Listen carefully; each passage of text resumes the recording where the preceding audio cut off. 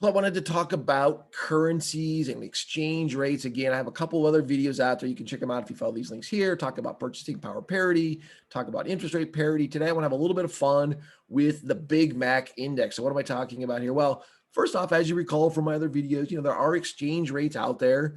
They're set at any given point in time. They do change a little bit day to day. We'll see that. But in general, we wouldn't mind having some measure or some metric in order for us to determine what they should be. So one way to do that is through purchasing power parity. The idea here is that the current spot rate is the ratio between the price of one item in one country and the price of an item in another country. Now, in practice, we don't use just one item. We actually have a basket of items there to give us a better sense of what's going on. Some items will give us one answer and other items will give us a different answer, as I showed you in some of the previous videos.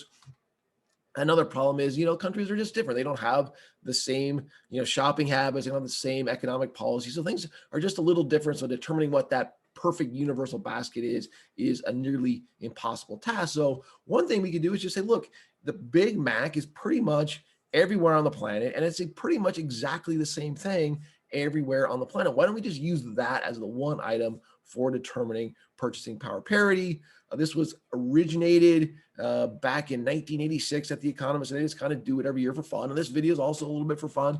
But again, the idea is, let's just say, what are the prices of a Big Mac, here in Switzerland and Malaysia, wherever it might be, and determine, use that as our purchasing power basket in isolation. Now, there are other items that have been subsequently used, like, lattes and things like that have become really kind of globally popular types of items. If we actually look at what this is telling us, it's telling us that the United States dollar is pretty overvalued relative to the rest of the world. Only the Swiss franc seen here as the most expensive currency, in Norway and Denmark, their currencies kind of being the only three currencies more expensive than the US. The Swiss franc versus the dollar is pretty much always this way. It's almost always overvalued versus the US dollar. We can go to the euro. This is a little bit undervalued versus the dollar that we can see here. And, over time, it kind of ebbs and flows around being a little overvalued, undervalued. Right now, it just happens to be a little bit undervalued. We can go to the pound, a little more undervalued than the euro is versus the dollar. And again, we can see kind of over time, this ebbs and flows. This was, kind of the first decade of the century was a little bit overvalued versus US dollar. Now it's generally been a little bit undervalued versus US dollar. We can go to Japan here. Pretty significantly undervalued versus US dollar. Again, only looking at the Big Mac.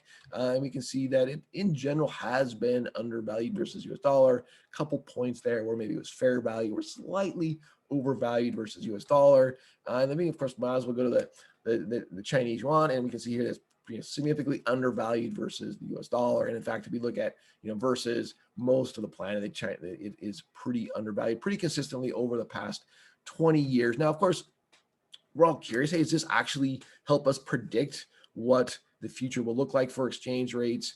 Or is it just fun? And it's mainly fun, but there's some modest information there when you're looking at developing countries or transition countries. But when you get to kind of the industrialized world, US, Japan, a lot of the ones we looked at there, it really isn't particularly predictive of future exchange rate movements. But it is a fun thing to look at periodically over the years. Now, I still owe you a balance of payments, way of looking at where exchange rates should go. So look for that in the future. I'm Brian Kozlowski. Thanks so much for listening.